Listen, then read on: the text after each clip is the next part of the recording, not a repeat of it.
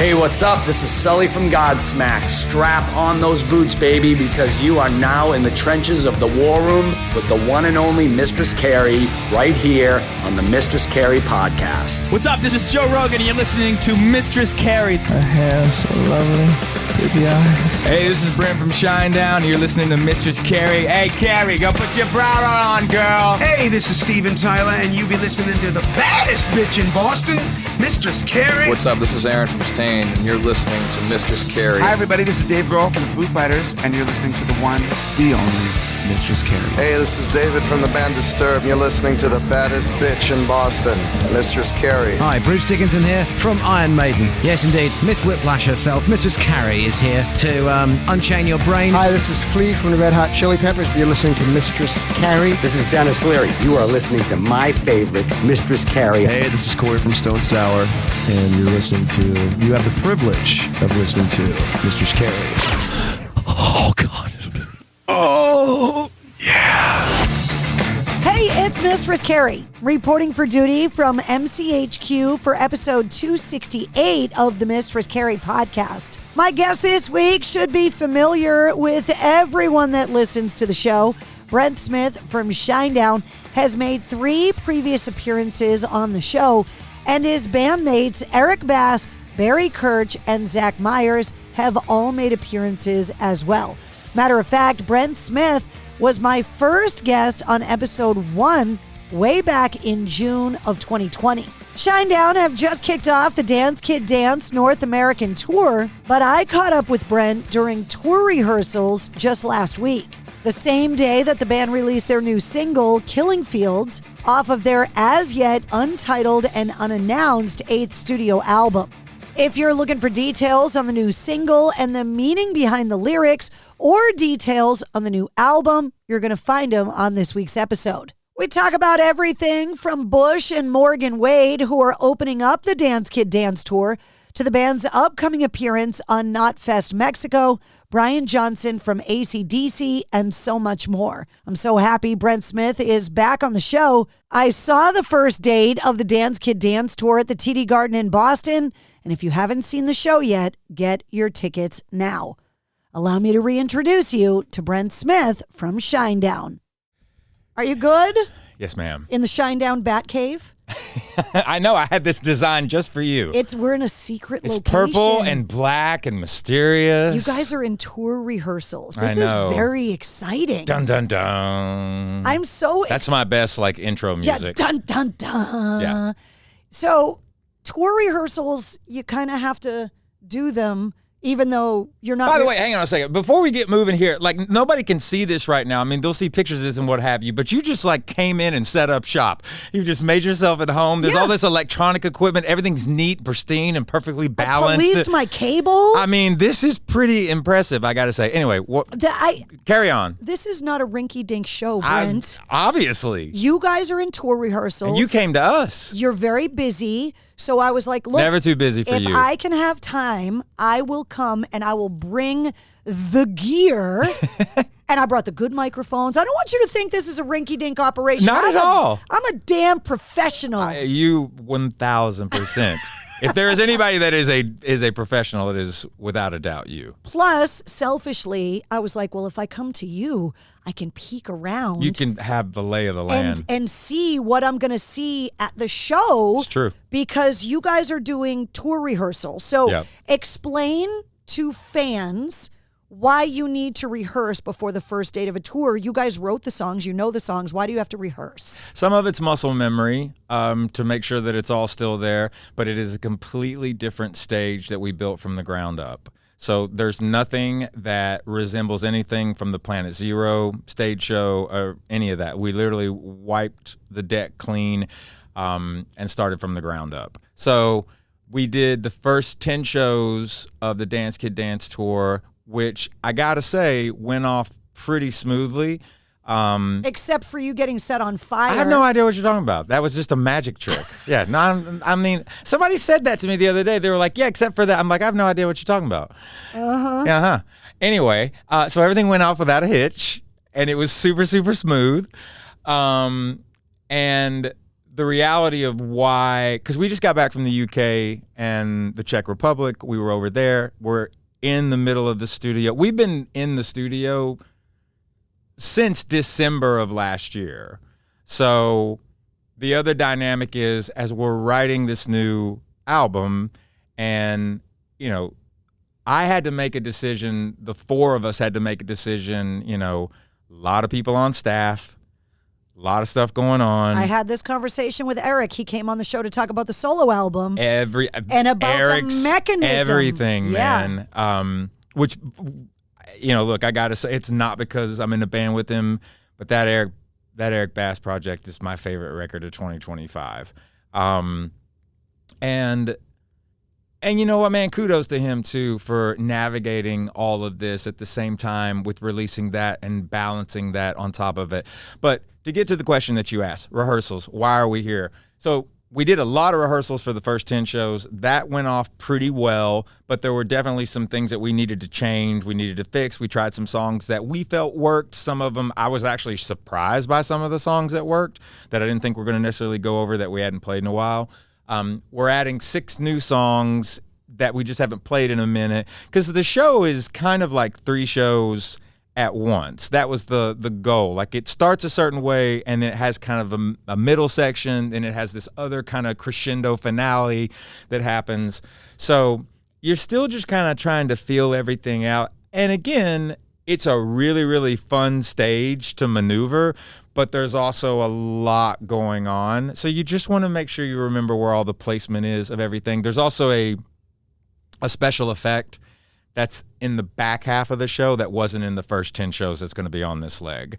And it's a pretty significant special effect that we have to make sure everybody knows what's going on and when it's getting done. Where to stand and all that. Those types of things, yeah. Yeah, so, you can't do that on night number 1, and you're not allowed to screw up in Boston. No. Because we'll catch it. Oh, I know. I spent the day yesterday thinking to myself, at every single turn for me, when it comes to Massachusetts, when it comes to Boston, how grateful I am to feel like this is a second home for me. Yeah, it totally is. It literally, like, you know what? I'm not even going to say it's that it is home for me and for the band. You want to, like, give them everything you got. And it was really important, too, that, look, this second leg, we've known each other for a long time. This second leg is all NBA arenas. There's 28 shows. It's all A markets. And hell yeah, we're going to start in Boston. Yeah. I mean, it's pretty wild. The first 2 shows are the 2 gardens that we've never played in at all. I saw the pictures of you outside of Madison Square Garden. The very first times that we played Boston Garden and Madison Square Garden were a headliner, which is crazy to think. Earlier this year, Disturbed came through with the Sickness 25th anniversary tour. And it was a tour filled with guys I've known forever, like I've known you. Right. Watching Disturbed, 3 Days Grace, and Seven Dust. Amazing. On that stage, under those legendary championship banners. Yeah. I got emotional about it. Well, you helped build those careers. You definitely helped create and build our career. I don't think I'm going to be able to hide the ugly cry face on Saturday, because there's something, I've seen you play big shows. Yeah. But there's something about it's different. The Boston Garden. Yeah, it's different. And you walk out there, that vantage point of seeing all the banners. Like Jelly Roll played there on this last arena tour, who's a friend of both of ours. And he said that. You go out and you see all of those banners. Yeah. And you just know you you're think in you're a temple. ready. Yeah. You kind of think you're ready, and then you walk out there and you're like, oh, I got to remember, like, how to do this, because you get lost in the moment. Yeah. There's a lot of those moments I feel that I'm going to do my best to be as present as I can be on this tour, because some of these buildings, we've never played them before, ever. But here's the thing that kind of keeps me in check at all times. At 47 years of age, 20 years in the game, proud of the last 20 years, looking forward to the next 20 and beyond, I'm still terrified. Like, I still walk out there, first song. It's always the first song. It's usually the first chorus where the heart rate starts to dial back a little bit. But like I would be more freaked out if I wasn't scared. Because it lets me know I'm alive. Yeah, like lets me know I care. It would be weird to me if that didn't make you nervous. Yeah.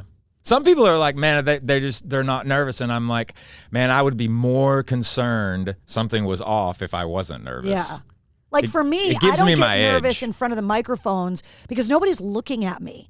But when I go on stage to introduce bands and everybody's looking at me, it gives me a little bit of the perspective that you guys see all the time. And I'm like, because I know people are listening to the radio or the podcast, but I can't see them. Yeah. And when they're making that uncomfortable direct eye contact where they're staring at everything. You have to learn how to look out. Yeah. I tell people all the time, they're like, if you're in front of 150,000 people, that must be like crazy. I'm like, no, that's actually okay. It's when you're in a room with 50 people and it's closed and they're like right up on you. It's like a doctor's office. You know what I mean? Yeah. It's that's the harder one where like, oh man, like I can't sneak over here and, a lot of times the smaller the engagement is, that can make it a little bit more intimidating. So I just have learned over the years, sometimes you have to not see through people, but just kind of look out. The idea that you guys are playing these venues on this tour and you're talking about making sure that you're present, is that what was going through your head when you were on stage with Lynyrd Skynyrd at the Ryman? Because that live album just came out. Doing Simple Man with Skynyrd in Nashville at the Ryman, like, what? Yeah. Well, when I got the call to go and do it, I had no idea that was going to be the last time I would see Gary. Yeah. And I just couldn't have gotten on the plane faster. So they were utterly just you know what it is?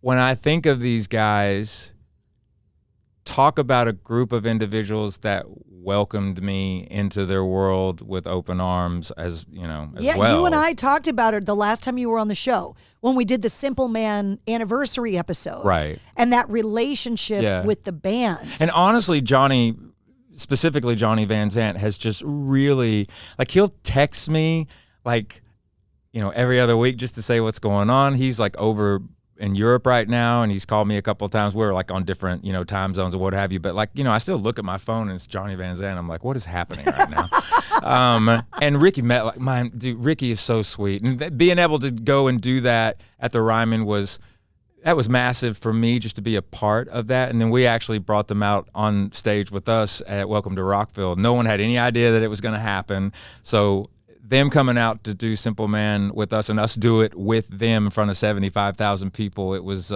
pretty emotional. Yeah, and I love that they've released that concert because Jelly Roll's on it too. Yeah. So that we can all, like us as Lynyrd Skynyrd fans, can experience that live show because we didn't get to go. Yeah, definitely. No, and honestly, I'll tell you this too. Like that particular night, they were on.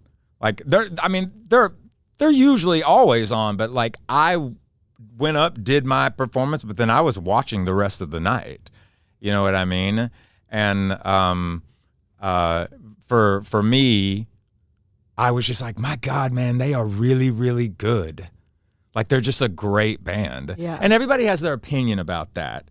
The legacy of the band and all of that. But like all the families still exist, and all the families, like, it's to celebrate that era of music, and they have released music, since the first two records and what have you. But I will tell you this, the spirit of everyone is still there. Every time you watch these individuals, when they get up on stage and they play, you're in the presence of, it's like hallowed ground in a lot of ways. And I mean, it's all in their playing still. It's in the resonation in the vocal that. Well, isn't Johnny that the best way to keep the legacy alive is to keep the music alive? 100%. I think so. Yeah, I do too. When you look at bands that lose a member and they continue on, there are people that say, oh, you shouldn't do that. But isn't that what the people in the band would want? Yeah, and by the way, they asked permission, overall, that I think that when they talk to everybody in the family, do you want us to continue? And is this something that everyone feels good about? And they all collectively say, yeah, they would want you to keep spreading the music and spreading the word of this band and keeping the band alive. Yeah. I had to bring this up just because I wanted you to know how much it meant to me and I've talked about it a lot on the air, that I lost my mom in December. And you sent me the sweetest message, just letting me know that you had gotten word that my mom had passed and that if I needed anything. And I talked to Wolfgang Van Halen about it because I know you've had loss in your family too. That idea of like losing like the matriarch of the family, like losing the people that help to shape who you are, is the way it's supposed to be, right? It's not supposed to be backwards. They're not supposed to lose us. They're we're supposed to lose them. But the grief thing's weird. And in that moment, I got your message and I was just like, you know what? Like, it really meant a lot that you sent me that message, because losing your mom is just an experience that just sucks. You are such a massive part of our family, and I just wanted you to know that I was thinking about you and that I love you. And there probably wasn't anything that I could necessarily say at that time, but there I just isn't. But it's nice to know that people are there for you. Absolutely, and we'll always be here for you. You're a part of our family, and we love you unconditionally. And I just want to let you know that obviously you have a lot of people that love you. I just happen to be one of them, but you're always going to be family to us. I just wanted to let you know that you weren't alone. Yeah, it's a really weird, because we lost my dad a couple years ago, and my sister and I woke up and we're like, we're orphans. Oh. Which is an experience that everyone, yeah. Like that's what Wolfgang said. He's like, this kind of loss is something we all have in common. And you would think that you would feel this communal feeling, but you feel so alone, like you're the only one going through it, except everybody goes through it. It's just really weird. Yeah, I think that especially now, I gotta say, I'm so lucky on a lot of levels. Like, my parents are still with me. Yeah. And we have a really small family, in retrospect. But, my dad had to deal with a bit of a cancer scare last year. Tough as nails, a boomer, something was off, went into the doctor. Doctor was like, yeah, let's do a couple of tests, this and that and the other. Had no signs of anything necessarily. Doctor came in and was like, yeah, man, this is what it is and this is what we got to do. Good thing is you caught it early. Your body did what it was supposed to do. It alerted you. And he's fine now. He's in remission and he's good. That's great. My mom, had to handle some pretty serious stuff as well. And, but I think about the dynamic of, I try to make sure I call them way more than I used to. I try to put like alarms on my phone to like remind myself to call them, or even even if I just FaceTime them for 5 minutes, just to be like, hey, I love you. I just wanted to see you real quick. I'll talk to you later. Because sometimes we all get into this world and you get busy and all that, man. You have a finite amount of time with the people that you love. You know what I mean? And I would think that,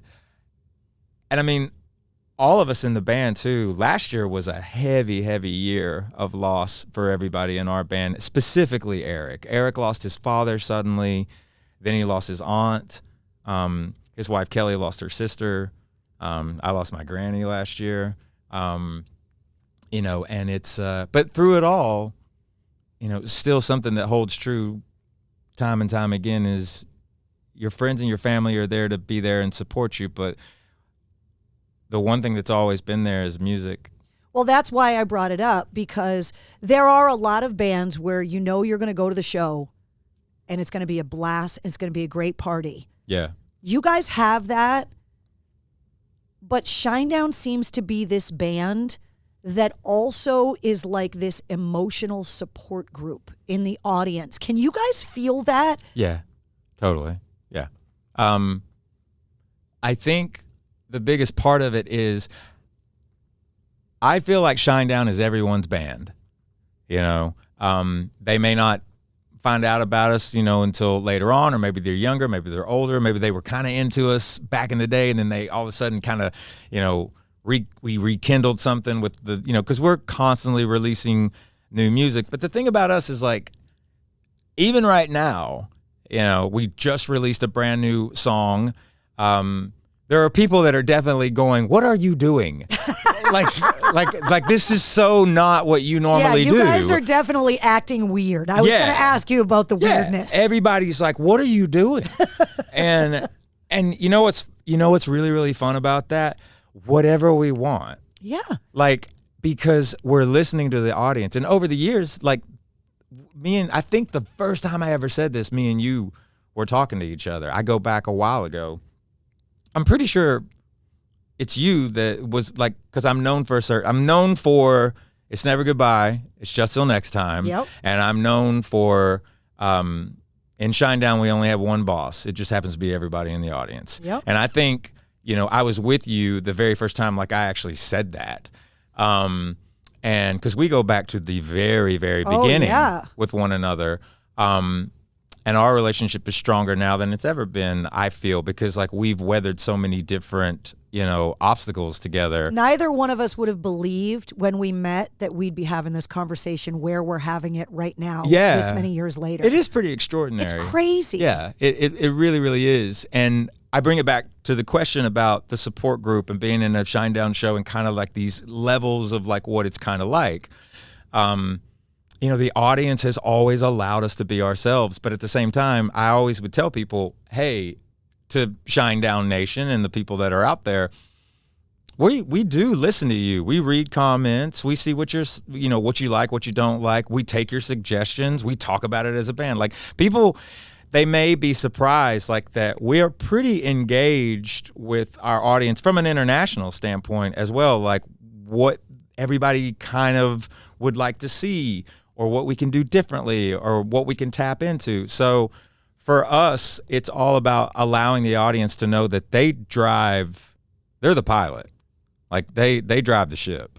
But I think that there is a very real connection when you go to a Shinedown show, you walk in with a sea of strangers, and we're not usually even on stage yet. You know what I mean? But within like 15 minutes, 20 minutes, people start looking around and kind of going like, oh, like I can let my guard down. Like everybody's here to like release. It's like a family reunion. Yeah, in a way. this is about letting go and not worrying and just being yourself, and you don't have to worry about, acting silly or being wild or, just be yourself, and everybody's just having a collectively great time together. That's all we really want. Like you walk into a Shinedown show, our goal is to have you float out. My bonus kids, that's what I call them. Bonus kids? Their first concert was you guys. Okay. We took them to Myrtle Beach, the House of Blues. Totally. That was their first experience going to a show, right? And they were like, oh, okay, this is awesome. We get to meet the band or whatever. Like, they think that's everyone's experience. I was getting ready to say, like, and then they go to others like, well, why don't we have passes to go backstage? Yeah. What do you mean I can't meet the band? Yeah, at one point they were like, Dad, going to concerts with Carrie is so much more fun. I was going to say. Going with you kind of sucks. We had to go through security. Yeah, man. It's tough. Like, you have the golden ticket to everything. So when they found out you guys were starting your tour here, right, you've become the family band. Like, I will take that till the day is long. You are the language that we all agree on. Because you're a dad, like agreeing on what to watch, agreeing on what to listen to, even in the band. What are we going to binge on Netflix while we're on the bus? You can't agree on anything. Yeah. We all agree on you. Well, that's awesome, and I'm honored and actually kind of taken aback by that. That makes me feel really that makes me feel really good. So they're like, Carrie, we're going to see our friends in Shinedown this weekend, as right? they should. So it's the family reunion continues because it's happening this weekend. You know what? Now that I know that, I will put it. I will go to another gear that night in Boston. I will go to another level. Is there another gear in Boston? There's always another gear. Totally. You hinted about the new music. So while you and I are sitting here, yeah, radio stations and fans around the world are experiencing Killing Fields for the first time. Mm-hmm. And because you're doing something out of the ordinary for Shinedown, that you haven't already announced the record, you haven't announced. I changed up the color scheme on everything. People are like, "What is happening? What happened?" Like, I thought it was green and pink. Now it's this. Now it's blue. Now it's blue. What's going on? So, tell me what you can tell me about the song. About Killing Fields? Yeah. So, the interesting thing about Killing Fields is that it was one of those songs where we started off with this idea of, hey, we want it to kind of start right away, like no big musical intro or this kind of build up. We want it to kind of like 3, 2, 1, you're off. Vocal, everything, like information, let's start it off out of the gate. That was harder to figure out than the song itself, was like how to start it. Because we're so used to like kind of like these intros to our songs. There's kind of there's a method to certain things that we do.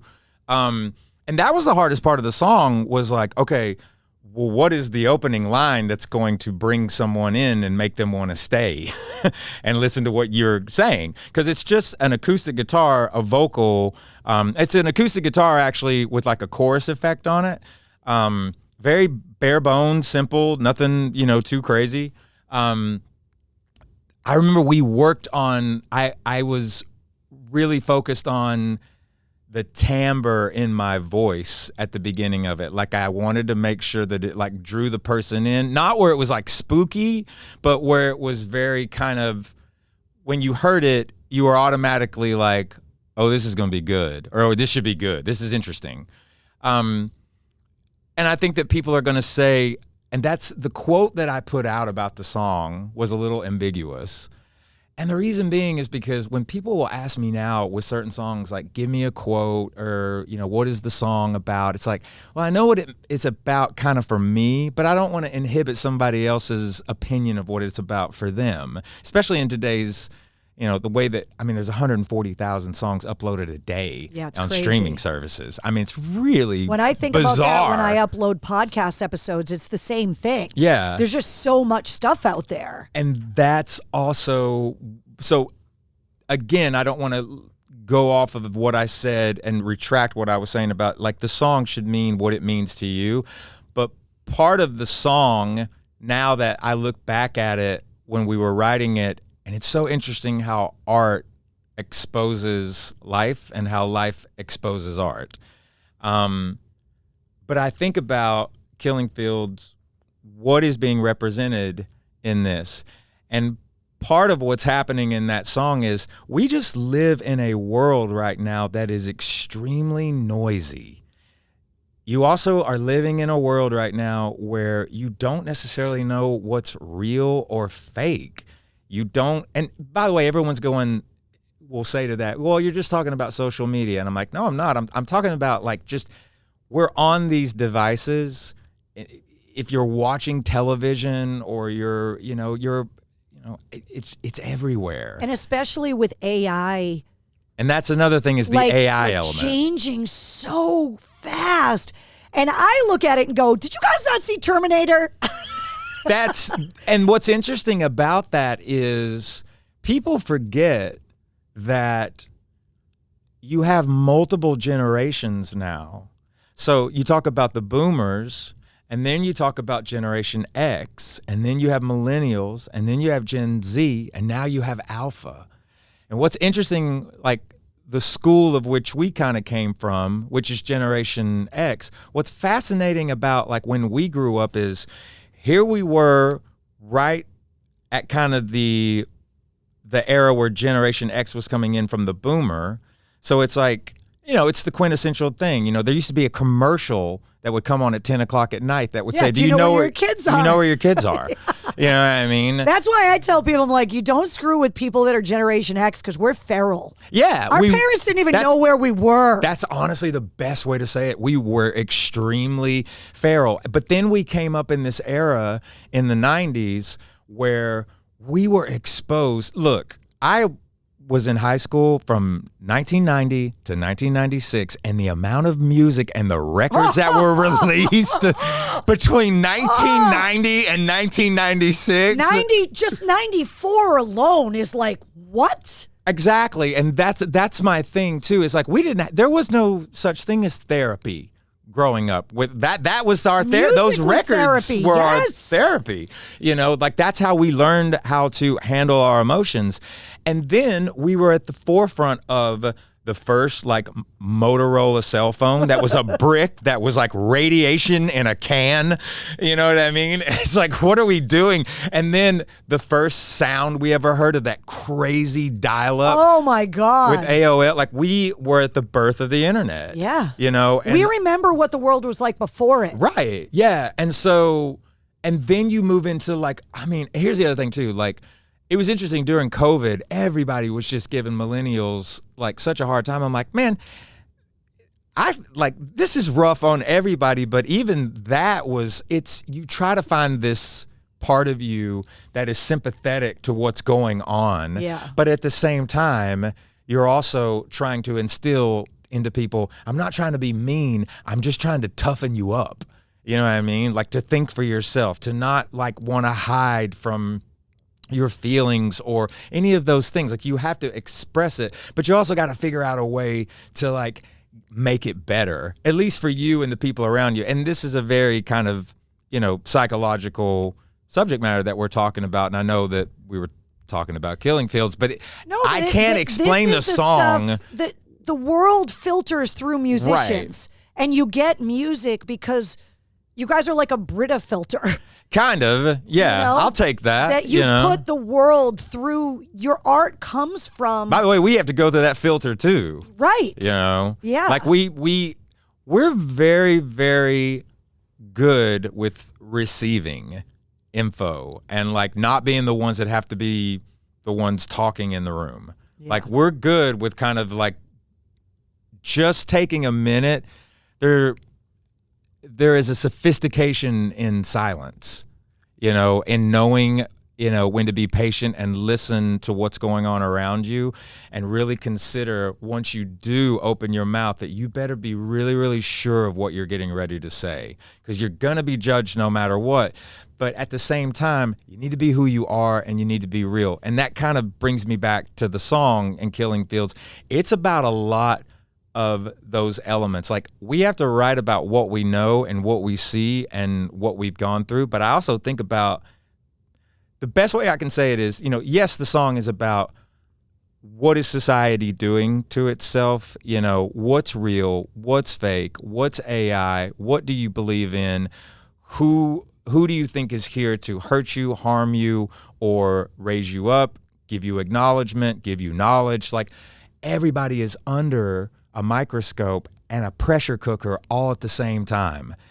And so in that song, even in the second verse in that song, I think you have to forgive me because I got so many lyrics in my brain right now because I've been in the studio. I've been in the studio for 7.5 weeks. Yeah. So I'm like trying to remember all the words. But specifically that second verse is, welcome to the Killing Fields.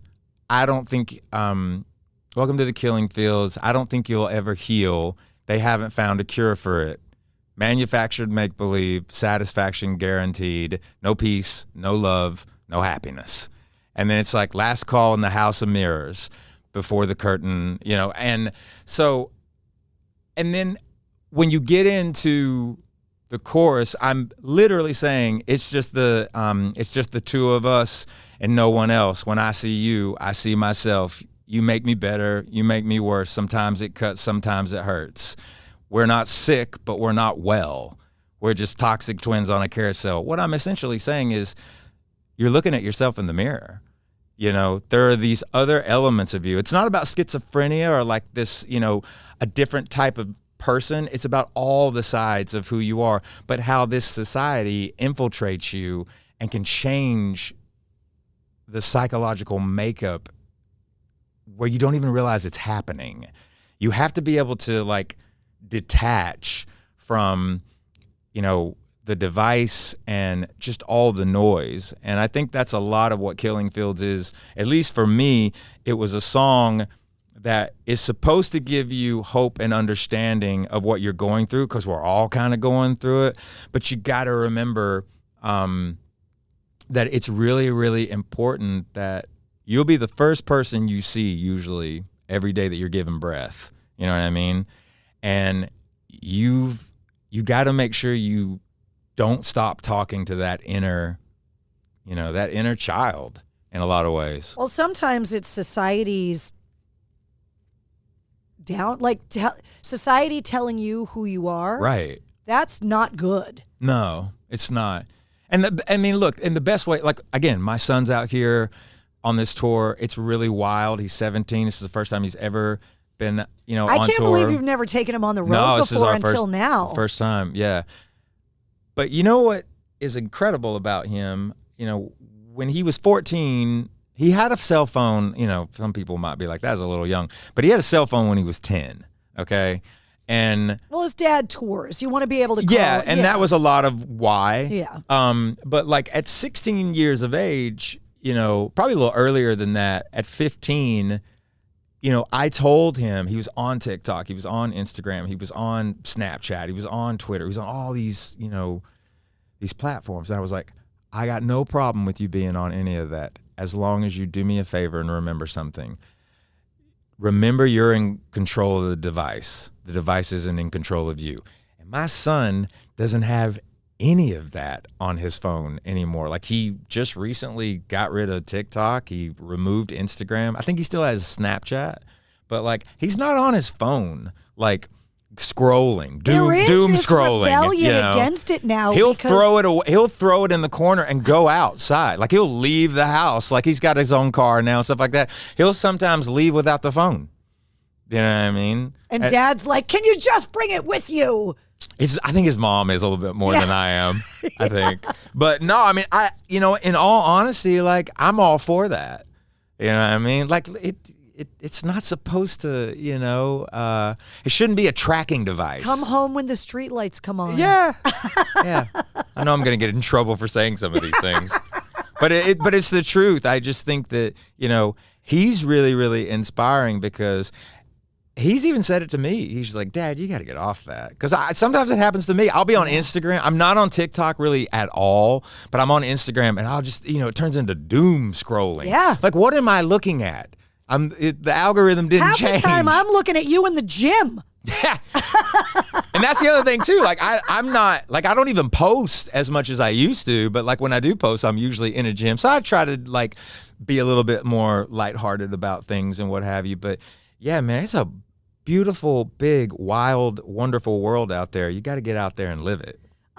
Speaking of that, I don't think Gavin went down on his push-ups. Everybody is giving my man as he should have. And Gavin's a longtime friend of the show. I love him, man. But you went to the base and up. I don't think Gavin Rossdale was doing full push-ups. He took credit for beating you. I don't think he did. I'm gonna plead the fifth. I'm getting ready to do 7 weeks with my man over here. Like, it's fine. Yeah. I'm sure there'll be more push-ups on I'm sure there will be. We all have to keep up with Morgan Wade because she's just an Beast animal. Mode, yeah. Just an animal, man. So the new Bush album comes out on Friday. Yeah. I Beat Loneliness. Yeah, he just played Kimmel, I think. Or they just played Kimmel. Yeah. I'm not doing my job Yes. if I don't pressure you to tell me all the secrets about the new album. I asked Barry about it. I asked Eric about it.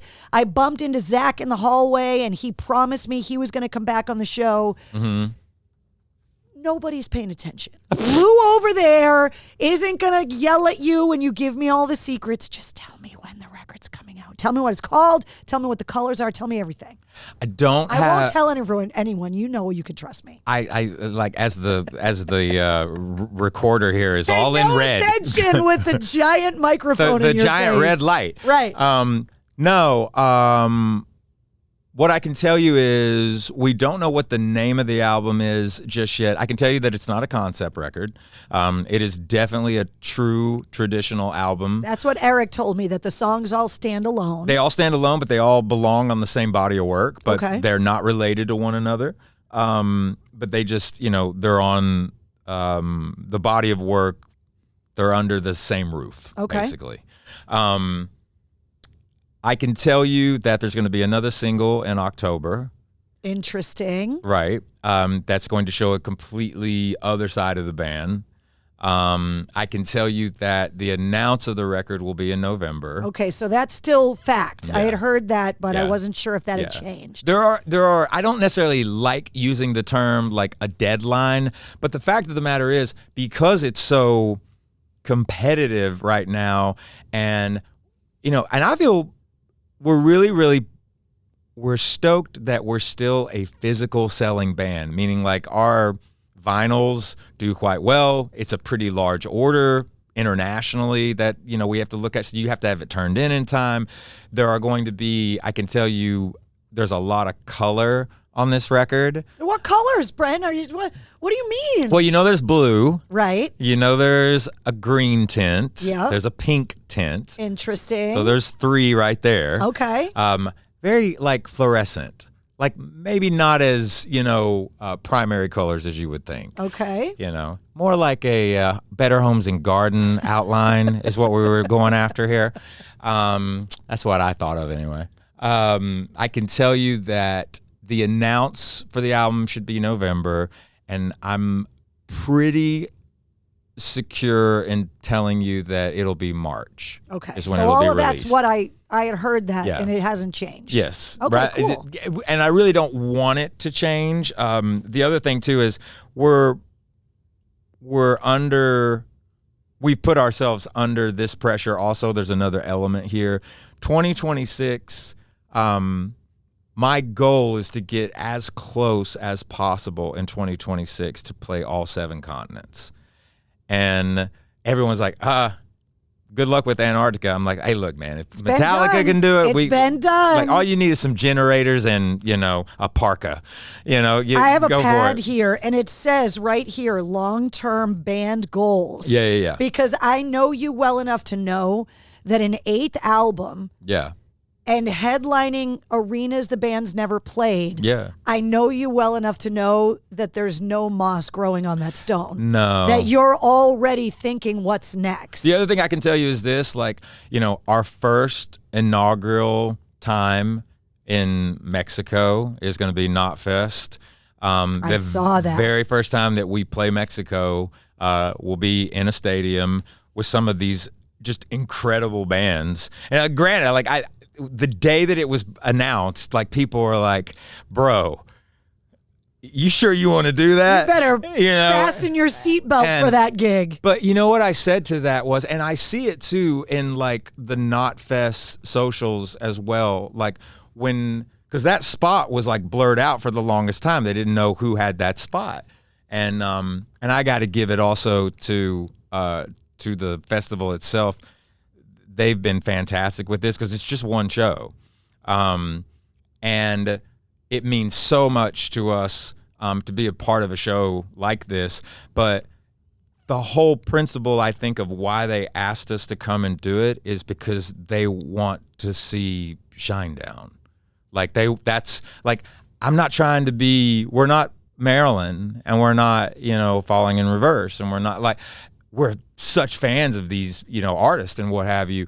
But the fact of the matter is look, no matter what stage you put us on, I feel like we can hold our own anywhere. But at the end of the day, we're always just going to be ourselves. So it's a massive honor to, be able to also be presented in front of, essentially 60,000 people the first time you play a country and you know what I mean? That's crazy. Those rock fans there, I have heard from every band I talked to that's toured through Mexico, South America.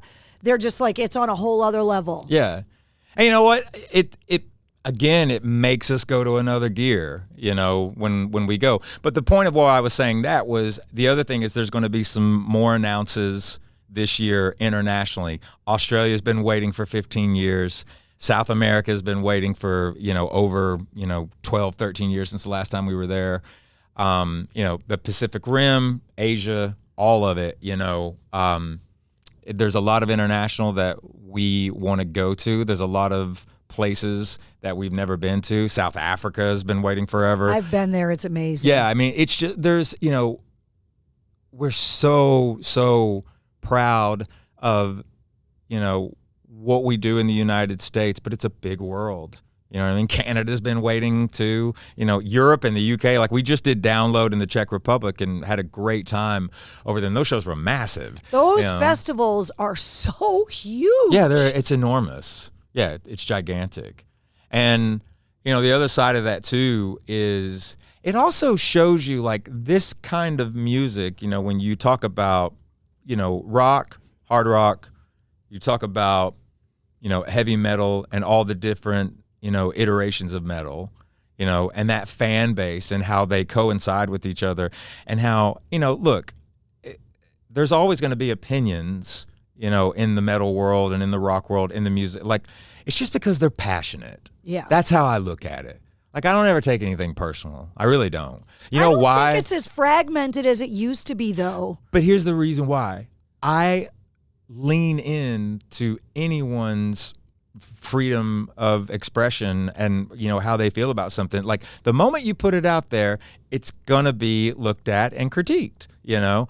But the fact of the matter is the metal community and the rock community, at least what I can see each and every year as it gets bigger and bigger and bigger, that is the most supportive group of people on the planet. And we're a band that, you know, when we talk about terrestrial radio here in North America, we cross genres, you know, rock music, pop music, alternative music, you know, all of it to us is just music. You know, we don't write songs in a vacuum. We try not to make the same records over and over again, but I've said it before, like the rock element is a spirit. And, you know, rock and roll is more of a way of life than just a genre of music. And I say spirit, like I think about, you know, when NWA got inducted in the Rock and Roll Hall of Fame, Ice Cube, he was like, man, rock and roll is a spirit. And I couldn't agree with him more. Like, you know, and there were people I remember at that time too, like NWA. I'm like, NWA is rock as hell. That is, you know, that's about as rock and roll as you can get. Daryl McDaniels has been a longtime friend of the show, and he sat down and talked about how all of those early hip hop records came because they were sampling all those old school rock albums. Yeah, totally. Hip hop came from rock roots. I mean, think about Boston, think about Massachusetts just in general, like, I mean, the OG collaborators, like the term collaboration came from Run DMC and Aerosmith. Yeah. With Walk This Way. I mean, that's kind of like the OG collaboration of all that. When you drop the term Toxic Twins in the new single, the Toxic Twins in Boston, we automatically think of Steven Tyler and Joe Perry. Right, definitely. So, yeah, I mean, that collaboration is there. Like Wu-Tang's out playing. Dude, Wu-Tang just sold out the Garden the other night. I didn't even know that they were here. I would have come in earlier had I known that. They put a big Wu-Tang bat light on the side of the Garden, so it had the Bruins logo, the Celtics logo, and the Wu-Tang logo on the building. That is incredible. Yeah. That's what I mean, though, is that I think... Isn't that wild, though? Like, all this nostalgia coming back. You see all of these, like... You know, look at Creed, look at Limp Bizkit, look at all these bands, look at, dude, All American Rejects coming back, and they're doing like these house party shows and stuff. I love this, man. Like My Chemical Romance doing stadiums, playing the Black Parade. They're playing Fenway Park. It's amazing. If you had told me when I was a kid that My Chemical Romance was going to play family-friendly Fenway, I'd have been like, shut up. I mean, if Noah Khan can play it, anyone can play it, I think. Come on. Roll it out. Let's go. He's a hometown guy. He's a New England guy. I love that. You know. No, but that's the other thing. Everybody would also ask now too. They talk about like, what is up with all these stadium shows? And it's like, you know, there's 9 billion people on the planet. Yeah. Like, there's a lot of people on the planet now. And I mean, and you're in constant competition. I shouldn't say competition. It's just everyone is touring. Yeah. It comes up all the time on the show. And it's like harder even trying to find tour buses and crew guys because everybody's out on the road. Yeah, it is. You really do have to be meticulous about how you lay things out. But you know what? At the end of the day, too, when it comes to this industry, I hear people complain about it and the finances and everything. But I'm like, look, you know what? The one thing I would say to anybody, what initially gave us a career, I think that we're decent songwriters. You know, we put out decent records. Yeah, I had a hit or two. But the focus was always the focus was always make sure the band, under any circumstances, that the band is always the pyro. Even if you don't have it. Like, the band should always be the pyro. So you got to learn how to play live. Whether you're in a band or a solo artist or whatever, you know, if you're a solo artist, if you have a band, it's like you have to be tight. You have to be, you know, you have to be willing to level up each and every time, because I've had these conversations with some younger individuals that have asked me, you know, some groups of people that, you know, they want to know, is it feasible and doable to, you know, what does the music industry look like in the next 20 years? And this is what I say to them, because it's the same thing I say to myself. Whether you want to be in the record industry, meaning the record business, record labels, management, social media, you are an artist, songwriter, engineer on, you know, in the studio, engineer on the road, both of those things, is the fact that the music industry, as soon as you realize that this business doesn't age, but you will. And so you got to figure out, where are you needing to get, you know, what are the things that you need to get better at? What are the things that you can control? Because there's a lot of stuff that you can't. Yeah. And just your authenticity is going to be paramount in anything that you would do. But that's as soon as you understand that, like, the music industry is never going to age, but you will. You have to find your peace inside of that. But I can tell you, what lives on is your music lives on. Yeah. I mean, if you had told the Rolling Stones that they'd still be playing shows, or the Who, at or their AC/DC, age, or AC/DC, who I just went and saw. How was it? They were great. What struck me the most, I mean, look, I did not go in there thinking I was going to see 1980 Back in Black tour AC/DC. He's almost 80. Yeah, Brian Johnson's 77, and they're. By the way, Brian Johnson, I'm just going to go ahead and say it right now.